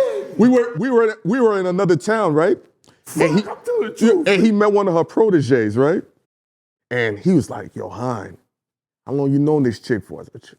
He's like, this bitch is hawking. I said, she comes. It's passed down. The bitch was hawking me. Yo, bro. And she's famous. Bro, the bitch was hawking me. All of them. Nigga, all the women was right there. Nigga, I'm upstairs, right? he goes downstairs, right? So I got a little something. I sent my something. They did it bad. They caught us. They caught me bad, son. That's what I'm trying to tell you. They was like, you're fucking. Come here. I was like, I am? Well, you want to get on? How you don't know nobody. Casting couch. You gonna get on. That's what it is. You wanna get on, I'm gonna sit on your dick. Whether you like it. She told me you got good dick, so stop playing with me. Yo, she not gonna give you the dick. One of my first people who really put me in a musical position, she would say, like, yo, this is what's happening behind the scenes. And it ain't just happening with this my side. Ex-partner. It's happening on this side. My ex-partner. Be prepared at some point. That you have to give it up. Somebody gonna test you. She gonna want it. And my ex-partner was a female, and she knew everybody. And she would do the meeting, and she'd be like, they like chocolate niggas. All right? I'm gonna do the meeting, and I'm gonna get on a fake phone call, and I'm leaving. She would do the fake phone call, Oh, I gotta take this call. Randy's gonna do the meeting. I'm leaving. And when I left, she was like, did you get her number? Are you going out with her? She got the T&E card. Remember when everybody had the T&E card? The T&E card. She got the T&E. So if you ain't going out, I would be like, I can't even say her name because she's been Netflix. I would be like, yo, because she'd be so mad. She'd be like, Randy, why would you say my name like that? You know what I'm saying? Yo, she would be like, if you not going to eat with her, we ain't getting nothing. Doing that, yeah. But that's sad though. She ain't getting nothing. It's sad. And you know what? Never mind the executive part of it. Imagine how many people going through that with just trying to get a beat or just trying to work with a writer and just trying, like it's a nasty game. It's a nasty game to have to know or have to assume that at some point you're gonna be tested in a way that has nothing to do with your music or nothing. It's all gonna be now you deciding between if you wanna make it or your morals. And that's the funny part. When that happened with me, you threw your morals out the window? No, I didn't. I did. I threw my shit. But you know what's the funny part? I'm using this dick for less. You are bugging. So for some millionaire bitches, you're getting this dick. But Pete, in my brain, I'm thinking that I made the right decision. So when I tell my manager what happened, my manager's like, you played yourself, like, what? bro. Like, nigga, if you don't, he's like, and I'm like, wait, that's how we gotta introduce ourselves to this business. I'm young, I'm 18, 19 years old. I don't know what's going on. I was 23. I was like, but I thought in the business, how you walk in, you'll always be known. I did too. And you said, fuck. No, yo, bro. You learned quick. Okay, listen. I landed at fucking Murder Inc. and I can say this, Irv Gotti booted me out of that shit as soon as he knew me and 50 Cent grew up together. Really? Booted. Yo, this nigga can't be here. Fuck all that. Then I couldn't go to G-Unit because my man who was taking me to G-Unit, shout to C Gutter, who's coming home from jail, the same day he was taking me to 50, he caught a body. Okay? He's still in jail right now. Okay? So he was the one like, Randy, everybody know you ain't got nothing to do with that Murder Inc. shit. You ain't on that street shit like that. We all boom, boom, boom. So I couldn't go there. So now I'm in limbo, my guy. I have no place to go, right? I got this one producer who was, we was with Corey Rooney and them, and Corey Rooney came on the show and admitted that they just was trying to shut me out for no reason. But there's a reason. You said something to a famous girl in front of Corey Rooney. What you said? No, I was around Celine Dion and J-Lo and all of them. Like when J-Lo, when they was, because my producer happened to land a record on there. I can't really say what happened on camera. I can't really say, but the Celine Dion, I could say I came in with the Celine Dion.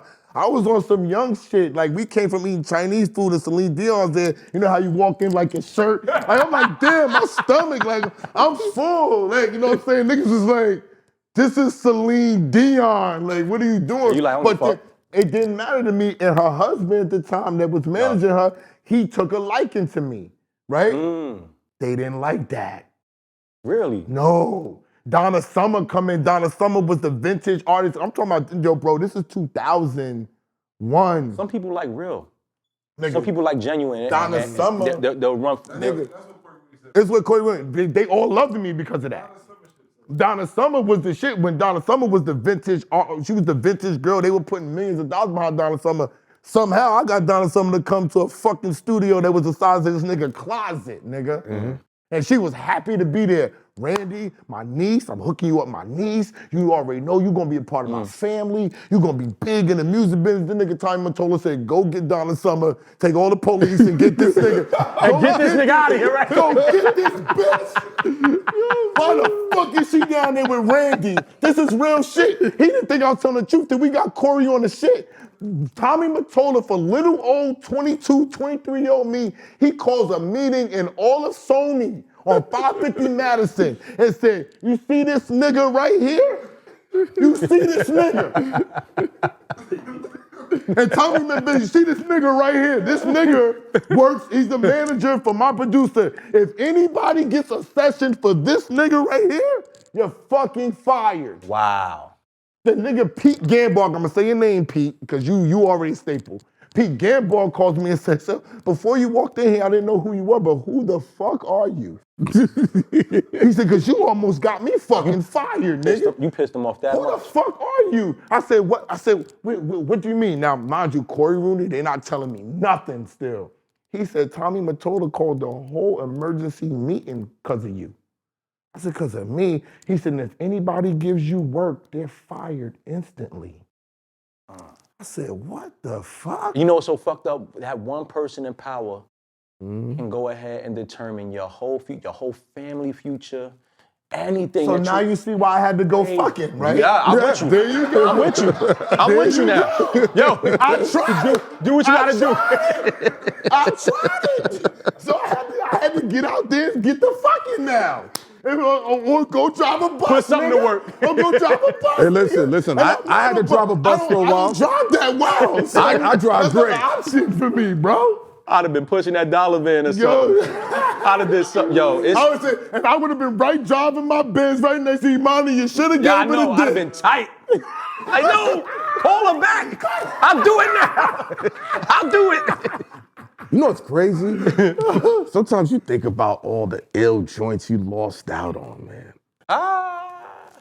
I only think about one that I lost. I lost a good amount of good. I only lost fucking- one. Lost in what way? Like you could have. You would have wiped them in. No, I could have scraped them. Oh, straight. Oh no. No, I'm not talking about scraping. I'm talking about Wifing, I could get. I've never felt like, damn, I lost that. Nah. But I think about working with too. Like I said on the other show, Maya was the only person that I worked with and I managed that she treated me well. Maya. Yeah, Maya. I was too young to understand what she was trying to do for another young person. You know what I'm saying? I just couldn't grasp it. And it was like either you try to fuck with her on one way because she fucks with you like that, or you're gonna do business with her on that way. Which way do you want to try to turn it? And she's not saying no way you turn it. So I'm just like, yo, I'm gonna just go the business route. I think I had one situation where industry-wise, well, as far as when it comes to women, I definitely have a situation where I messed that up. And if I could fix that, I'll fix it. Time machine. Yeah. But industry-wise, I think I had one meeting. I think the meeting was with Mike Karen. And that might have been the one meeting where I didn't take it serious enough. I didn't know who he was. Is it before he signed Trey Songz? No, this is after. He got Bruno and all that going on Okay, over there. yeah. So I walking into the office, and I'm not really understanding him just even sitting and listening to the music. He's a white boy, and you looking at him like, what But no, the fuck is he not just that, listening to? because I had so many meetings before that with so many different people from this exact thing. And it's like, all right, here go another meeting. I ain't really beat for this shit. Whatever. Go in there, we playing music, and he was talking like writer. He was like, yo, man, I want you to be a writer. I want you to come over here and write and blah, blah, blah. He was I was taken like, back. nigga, I wanna Be an artist. I wanna be an artist. Like, I'm not really trying to do just that. And then when I heard the story about Bruno and how Bruno first came over there as a writer, and then he blew into what he blew into, like, that was the one move that I was like, you know what? I should have made that move. That even if you weren't getting what you wanted to get out of it, nigga, something was gonna come out of it. Yeah, me too, bro. Wow. I felt that because she wanted me to manage her with her father, and I was the hot nigga, and I was on some shit like, nah. You bugging. Yeah. This is Randy's show. I worked for this. I'm bugging, and she was just like, "You're not gonna manage me with my father. Like, what are you talking about?" I don't have many experiences like that, but that's the one time. The experience that I have, I can really put myself back there today. I remember what the room looked like. I remember what I was wearing, where I sat. I remember all of that to the point where I was like, you know what? That was the moment that I was supposed to go ahead and grab and just run with. Ish and Esso go back a lot of years. So Ish told us like how y'all really work in y'all schedule. What is that like? People don't realize how much y'all shoot. Oh, well, I mean, yeah, them niggas, because I'll be getting there like late. Like I get there late in the day because I only do Patreon. I mainly do Patreon. So I don't have to be there at the same time that they got to be there. But it's still, even when I get there, it's still a long day, shoot day. But it's what makes the platform what it is. And I'll say this much, from knowing Joe from day one, the one thing he ain't never had a problem with doing was working. Because when we went to the stew, we in there morning, tonight, we gonna work, we gonna get some shit done. And There's certain days where it might feel more than others, but for the most part, yo, bro, we talking, man. We talking, like. Yeah, but how do you work on. it to the point that it doesn't become redundant and oversaturation? You gotta live life. So me, what I do is I live life. I go outside and live life and try to bring that. I don't think what I bring there is to be the most topic heavy person or to be the person who's in the know of politics or the person to be in the know of sports. I think I'm supposed to be the person at this moment who is living life and bringing some other experiences that maybe some of them can't experience. All of them have girls, some of them married, all of them have their kids in the house. Well, some of them have their kids in the household. Me, I'm living the bachelor life at this point. So I can bring that element and it'd be cool. If that's what I need to play, like that's the other part about podcasting, which is dope. Everybody's like, oh, there's so many people up there. What makes it so dope is that we have so many different roles and personalities that at a certain day where we need somebody to turn up a little bit more, you know, it's like a team. Flip and Mone are gonna be able to turn up no matter what. Let's just say you need a day where you need somebody to get some jokes off on. Hey, you know, E can take a punch and E outside doing the bullshit, so go ahead, we got that. Or we got somebody who can speak to music, or, you know, Ice and Ish, they have experiences with their kids, they daughters, and like we have so many different layers that we can talk to. I think people look at us and feel like we have to all know everything about everything. Like, no, we can know whatever we need to know about what we need to provide for the platform. For your role. And that's it. This shit is a beautifully run basketball team. We winning chips. We ain't lost a chip yet. That's how I feel. We ain't lost a chip. If at the end of the year, when it has to all be said, in the podcasting landscape, we get a finals going. Yeah. We in the finals every year. Yeah, I mean, you have to say that definitely. Yeah. It's not to be debated, honestly. So for me at that point, there's nothing else to talk about. Now, everybody can decide who wins, who loses, who's the most popular. I don't care. I'm a part of a winning team. Whether I have the highest role, the lowest role, all that other shit don't matter to me. You're in the moment of what you say can shift the culture of music, politics, relationships. What's that like, man? Because that platform, the Joe Budden show, everybody has a strong voice and you can really shift culture. Yeah, I mean, yeah. It's a responsibility that most people try to run from. And I'm starting to get better with understanding that responsibility. Because my biggest thing going up there at first was, I want to entertain at all costs. I don't give a fuck about whether niggas like me or not and all that. To me, this is entertainment first.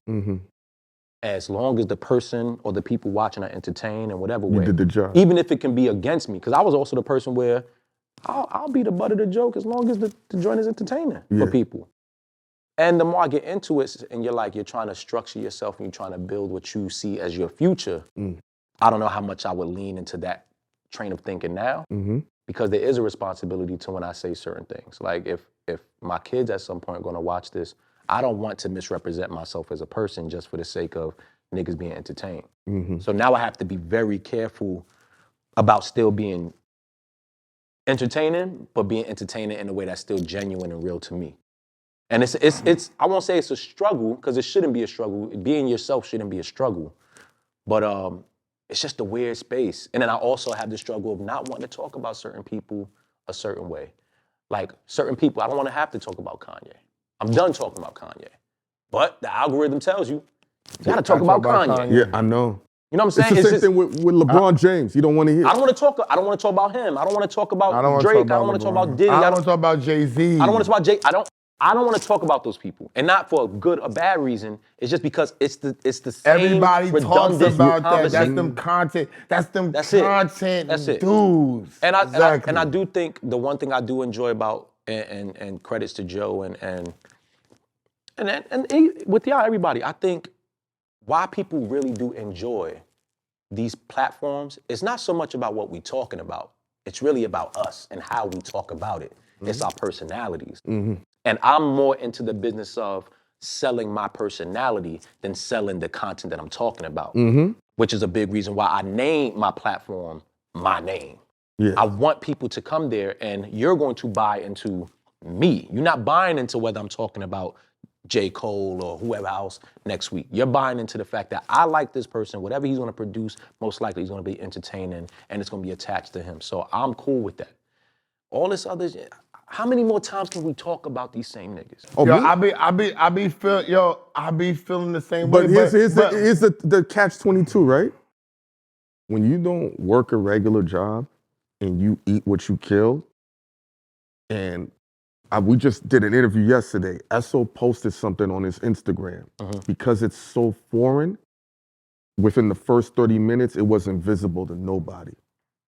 And I just seen how Joe was talking about how the views ain't been the same for the last 7 weeks. When you start making that shift, they penalize you in a way that can be detrimental to your pocket. So it's like, how do you now, and to Esso has said, you got to make so much money outside of that that you can adjust your audience for the next 4 months to reshift it. Otherwise, they'll just bury your shit.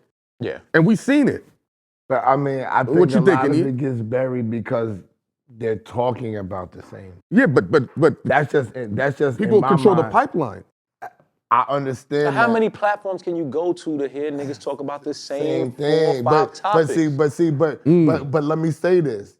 Me and you are a lot alike. You're not necessarily a content guy. I'm not. You're doing content. So that's how I feel about it. But to take up for the content space, right?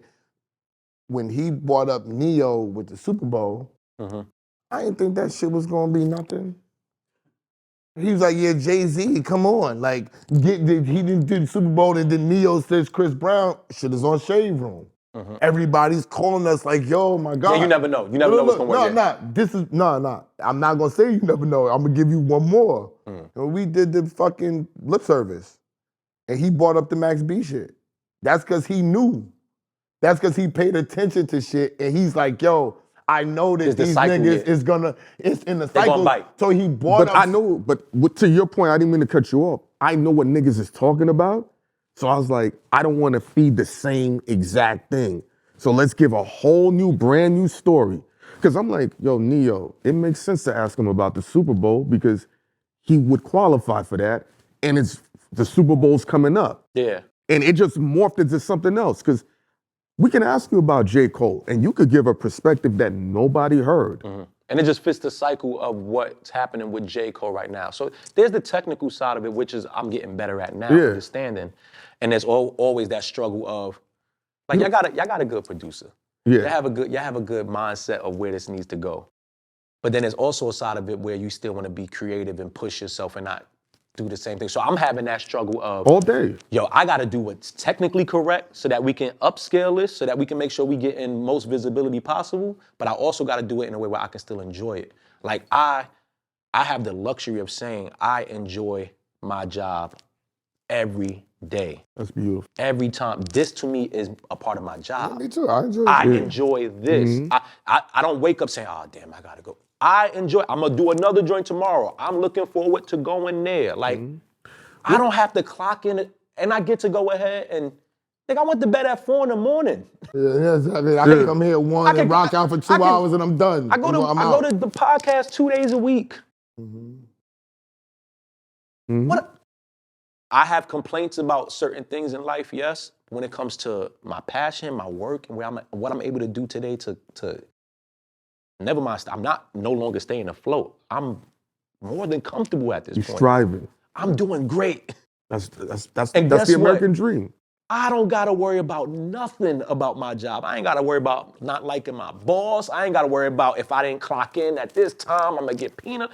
I'm making my own schedule. I'm carving my own path. I have people supporting me.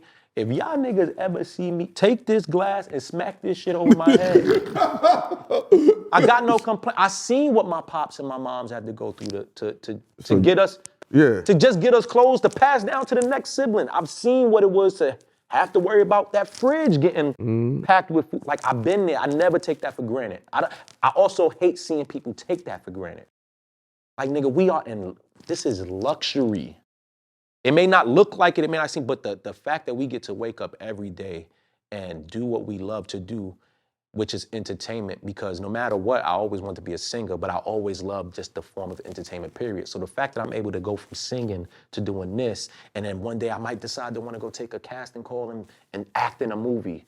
Like, the fact that I have that access to that, I'm living out my dream. Like, even when I hear people like, oh man, Emanny, he doing that, he ain't really blow up. Do you know how many niggas never get an opportunity to do half of the shit I do? With way more talent, with way more, like, there's no complaining about this shit. I've succeeded. When niggas go ahead and they get in the comments or they say whatever they want and they joke, oh, that nigga Emanny, guess what? I'm succeeding in what I went out to do. 1% of the people that try to get into this shit can't even find out how to make a dime. Yo. So, nigga, I'm a part of that 1%. You know, oh man, you lucky you had Jadakiss and Joe. Well, nigga, you should go find you a Jadakiss and Joe. Yeah. That's a fact. You gonna use that against me because I got quality, relationships. because I built quality relationships with people who are able. Are you crazy? You should go. This is when I talk to my nieces and my nephews, I talk to my kids and all that. Like my niece think I'm rich.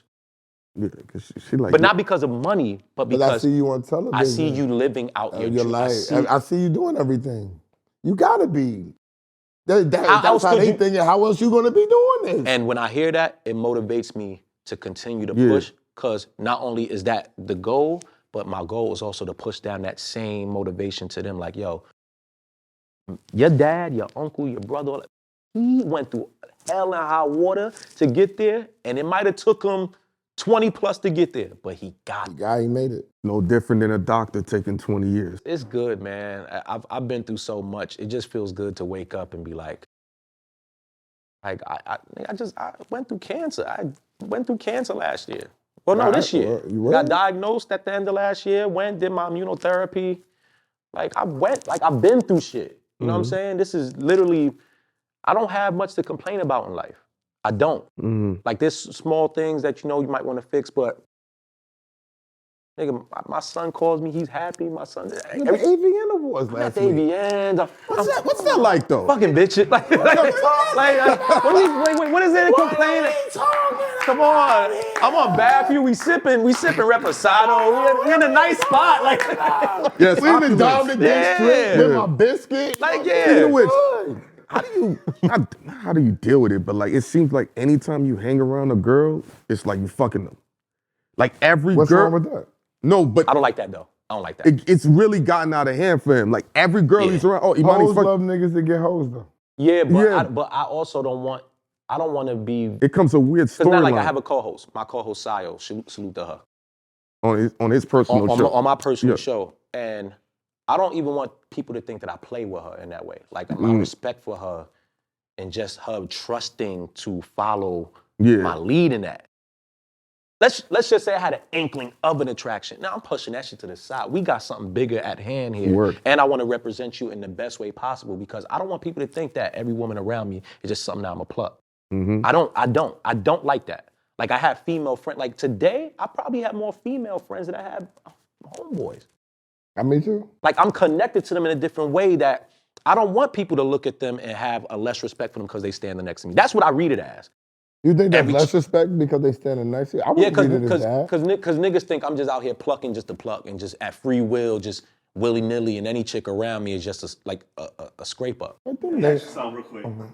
You getting some flame for having exes, your boys' exes when you're Oh, I knew somebody was gonna do it. Yeah, I didn't want to talk about that. We can do that. We can do it. No, I'm cool with. I don't even know what y'all talking about. Yeah, Rory ex, and then he had Was on Joe Budden Podcast? So- Or was it on your show? So I have a location. I have a location in Jersey, right? And my partner rents out the space. And he also has friends who are connected to other people.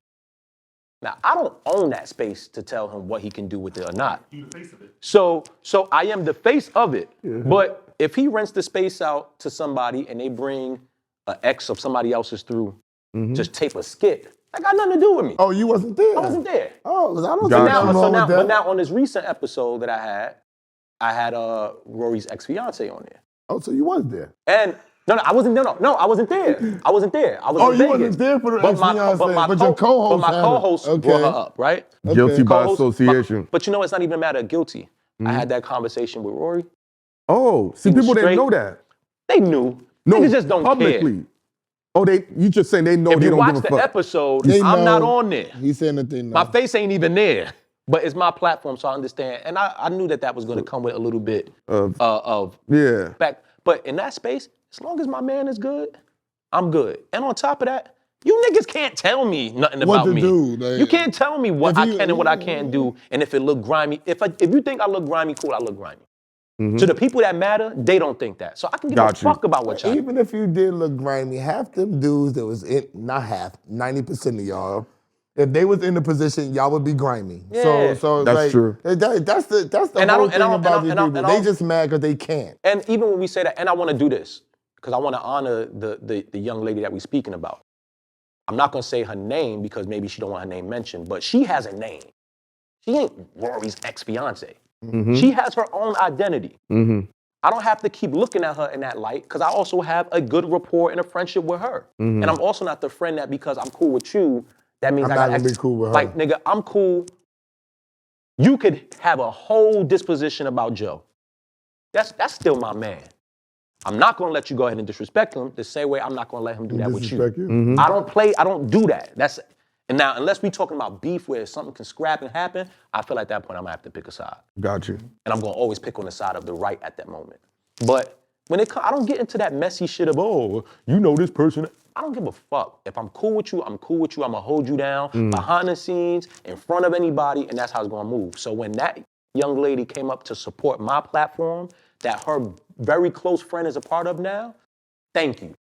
And never mind what you fans or what you critiquers got to think about it. And especially when my man, who I rock with, who, even when people look at that and my relationship with him, they look at it like, damn, how you cool with him? And Cool then with Joe's Rory and you cool with Joe? nigga, because I'm able to separate the two. And I love Joe. And guess what? I love Rory. And guess what? They might have had an issue, but that got nothing to do with me. They can figure that out. Let's just say one day I decided to pick a side on that. And then guess what? They decide to go ahead and just people don't piece it up. Yo. Now I'm the oddball out because I went ahead to pick a side that I need to do. That happens a lot, man. No. Now I would never go ahead and cause confusion. I'm not gonna talk bad about you to him and vice versa. I'm also not gonna put y'all in situations where y'all can have a whatever and Back and forth. yeah, like it's all man shit. Like people get caught up in that catty way of being because it's a big part of social media. It And gets hits and clicks and controversy is what Yes. rules YouTube. and I'm gonna be phony a little bit. I knew a part of her sitting on there was gonna would make- make people be This like. is marketing and promotion. So if they y'all want to fall play the for game, it, if and y'all they want to fall play the for it. game, cool. We can play that game as well. too. But the difference on our side is everybody behind the scenes is We A-okay. know each other. And at the end of the day, whether there's money involved or not, we still rock with each other. I don't know any. In fact, if I could see some of you people that make these comments. No, I take that back. I know you No. could Some of y'all have not really touched what real relationship is. Some of y'all are really in this shit alone. And what I mean by alone, at a certain point, you will no longer be needed. Your words will no longer be needed. Just like when I talk about the reason why I've been able to keep in this business how I've been is because at a certain point, even when I wasn't needed in a certain way, I still had relationship. People still loved me. People still cared about where I was at in life. Okay, Joe wasn't doing music no more, so I couldn't provide a hook. But guess what? We still had a friendship. And it was still quality there. So that at some point, we still got together on some type of business. You niggas can't say that for a lot of what y'all do. And you're sitting back and you're relying on us, the people who are really creating experiences. You're relying on us just for you to have something to To talk give you life. To give you life. They're relying on us to give them life because they need something to talk about. And I understand and I appreciate that circle of content creation now. I just don't want it to be confused with man shit. So if you're gonna do content, do your content. I have the choice to either entertain it or block myself from it. Today I'm choosing to block myself from it because I've entertained it before. But for my mental well-being And for me not having to be on probation again, I understand. I choose to no longer entertain those things. But I don't hate it. I just know it's not healthy for me. And I don't hate you. I just don't respect you as a man. But who's to say you need my respect as a man? You don't give a fuck about me. You can be like, all right, who are you to respect? But it's I get it. interesting. So many people eat off the ecosystem of what y'all going through personally and professionally. Yeah, but we eat off the ecosystem of what other people go through, so I can't be mad at them. Everything we talk about is we What talk other about, people we talk talk about other. So I get it. It's Yo, it's a circle. But the one thing I will say is, if I go on Great point, if man. I go on a podcast and I speak about another man, I want to do it in the most respectful way possible, because there is a point where I could actually see that person. But and they people might don't feel a way about understand it. that. There are people that are like, yo, we notice sometimes y'all take a different approach on how you speak about people. I'm like, we're fucking outside. Yeah, and we just Where do all these people be saying all this stuff at? yeah. They're afraid of you. That's so they're not gonna say it to you. He don't understand that. Let me Niggas tell you is something. afraid Let of me tell you you. something. I went to a birthday party one year, right? It's a couple of years ago. And I walked down the stairs, and Esso's standing right. He might not even remember. Esso's standing right there. Oh. And I'm like, yo, what up? He like, yo. But Esso was in the corner like this. The grill face, hands in the pocket. See? You can tell he was there because he's supporting, but in his brain, you're like, nigga, I don't even want to be in this here. motherfucker. Certain people you can tell. He don't be understand me. When you see, it's like, all right. But everybody knows, he'll tell everybody, that's the mean nigga. Yeah, I'm not the mean person. I'm just Yo, over here in the corner. When you say that rage, I understand. No, but I don't have no But see, rage. I'm just I chilling have in the it. corner. But see, the problem is, They see me be vicious. I'm outside. Me too. We all Out are. of everybody around me, out of everybody I work with, I'm the one that's outside. What about Ish? All the Ish be time. outside when Ish be out, but even when Ish is outside, Ish know everybody. And usually when he goes That makes somewhere, sense. he's gonna know a bunch of people. There's not ever gonna be this weird, I go to places where I don't know nobody and I be comfortable. Like, and I'm one of them niggas, and it's bad, I gotta change it, but I'm one of the people that, depending on the day, you might be able to predict where I'm at. Because I'm a creature of habit. I like to go to places that I'm familiar with.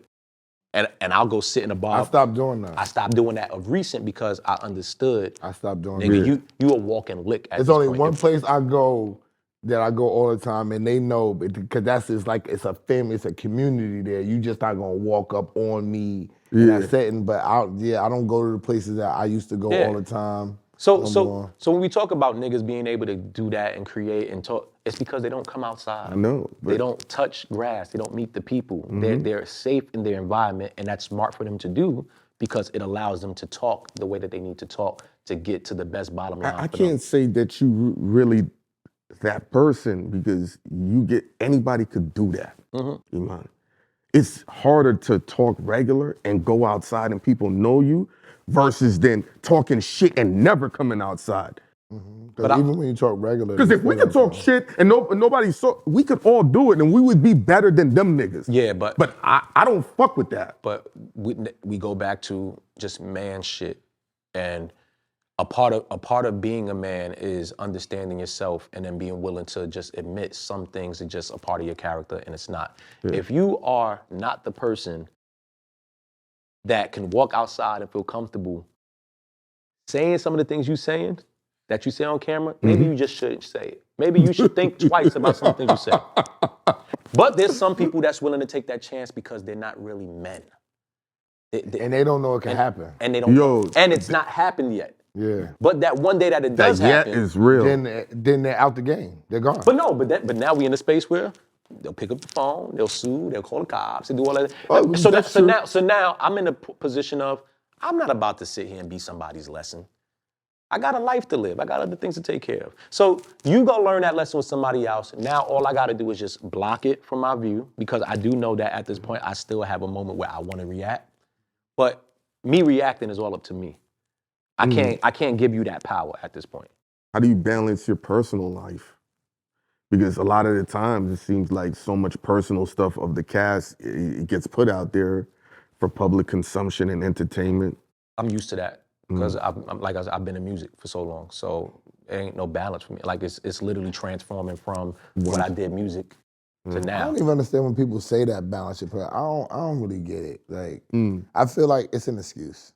Meaning? Because everybody does what they want to do. If you really want your family to be there and you're really making the money, your family can be there. That's what, see, me being a young nigga, that was the number one excuse. Like, I gotta do this and it's not conducive. It's a lie. If you want your family, if you want your family to be there, your family can be there wherever you go. Like, it's not, that's the beautiful thing about music. You can be whoever you need to be, and there's gonna always be a crowd there who's gonna appreciate it. Now, depending on how big of a crowd, there might be a lesser chance of the world loving the presentation that I present. But at bare minimum, I know that there's a following there that can actually gravitate, that can be beneficial. It's just about what you bring. And everybody's not meant to be a star in this shit. So, They think they are. that's the other part. But that's the part of the self-awareness. For me, I don't believe, when I look at that cast up there, first of all, we have Mark, who is world-renowned journalist. He's CNN, just CNN, like... Yeah. His resume by himself is like 4 niggas. Boom. You have Flip, who has experienced every side of the entertainment field as far as when it comes from the skits, from interviews, from now doing this platform. He understands that. You have Mone, who's now on her own sect of what she's doing and the popularity she has. Yeah. You have everybody looking at Ish is a star within the space. Everyone loves how he speaks, whether you like the point or not. He's just a confident person. Ice has had relationships upon relationships within his business. He's been the Black's Twitter king since it started. Yeah. Parks is the music guy. He knows everything about music. He works with DJ Premier. He's done everything. He's on Drake albums. He's done Eminem's, Mary J. Blige shit. What are we talking about? It's a cast of people that are experienced, who are well-rounded, and you get an opportunity to get to see them in different lights. What other platform provides that? I got to shout out my man real quick, since y'all talking about y'all friends. In case y'all don't know, my man who got that J. Cole freestyle joint is J. Cole and DJ Clue, and it's everywhere. Fire. You know what I'm saying? So everybody talking about they best friends and who put them on. Jadakiss and Clue has been a monumental person in my life since the 90s, you heard? So it's good to see my man getting his just due and being that all over the block. internet. I used to run to that Coliseum block for the Clue. Ooh. Yes, sir. So you enjoyed the J. Cole mixtape with DJ Clue? Yeah, no. That don't sound like it. Don't sound like you enjoyed it. Yeah, no. And the only reason why I say no is because some of the beats he picked, or the beat, not even some, all the beats he picked, they're like legendary freestyles to those beats. Like Lloyd Banks over Victory is iconic. It's iconic. I don't think you get a better freestyle over that beat. Kiss over, is that over Who Shot Ya? Yeah, it's Who Shot Ya, I think. Yeah, Kiss over that is just...